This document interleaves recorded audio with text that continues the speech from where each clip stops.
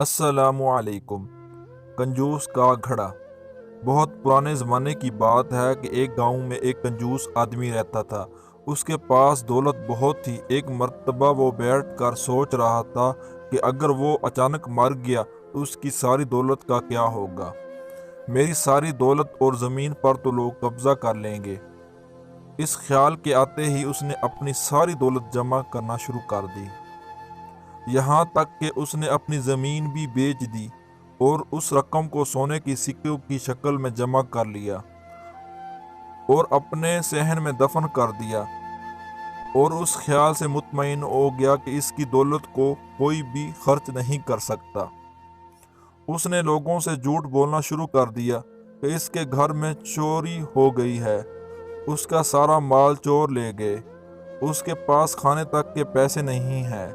لوگوں نے اس پر ترس کھا کر کھانا دینا شروع کر دیا۔ اسے اور بھی مزہ آنے لگا۔ وہ سوچنے لگا کہ اب تو اسے کام کرنے کی بھی ضرورت نہیں، اب وہ اپنی باقی کی زندگی اسی طرح بسر کرے گا۔ اس کی یہی خواہش کافی دن تک اس کا ساتھ نہ دے سکی۔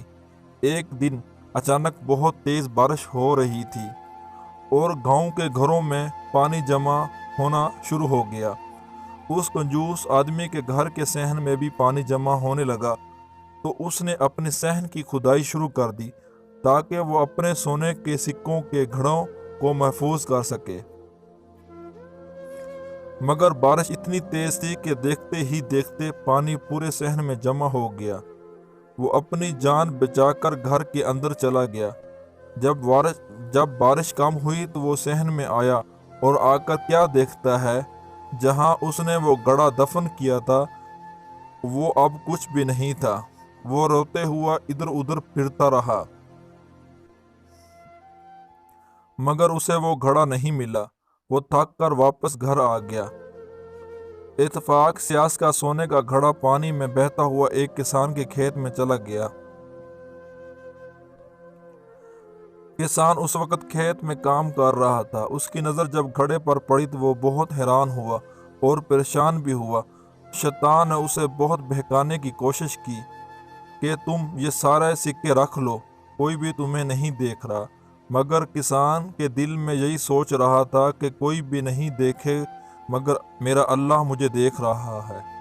اس نے گاؤں میں آ کر اعلان کیا کہ یہ گھڑا جس کا بھی ہے آ کر لے جائے۔ سب لوگ اس گھڑے کو دیکھنے کے لیے آئے۔ جیسے ہی اس کنجوس آدمی کو پتہ چلا وہ بھی بھاگ آیا اور کہنے لگا یہ میرا گھڑا ہے۔ سارے لوگ کافی ناراض ہوئے کہ تم نے تو کہا تھا کہ تمہارا سارا مال چوری ہو گیا۔ تب اس نے ساری بات لوگوں کو بتائی۔ سب نے مل کر یہ فیصلہ کیا کہ اس گھڑے کے آدھے سکے اس کسان کو دیے جائے۔ جیسے ہی اس کنجوس آدمی کو یہ پتہ چلا اس کے آدھے سکے کسان کو دیے جائیں گے، اس کا دل اس تیزی سے دھڑکنے لگا کہ اسے دل کا دورہ پڑ گیا۔ وہ اسی وقت مر گیا اور یوں وہ سکوں سے بھرا ہوا گھڑا اس کسان کو مل گیا۔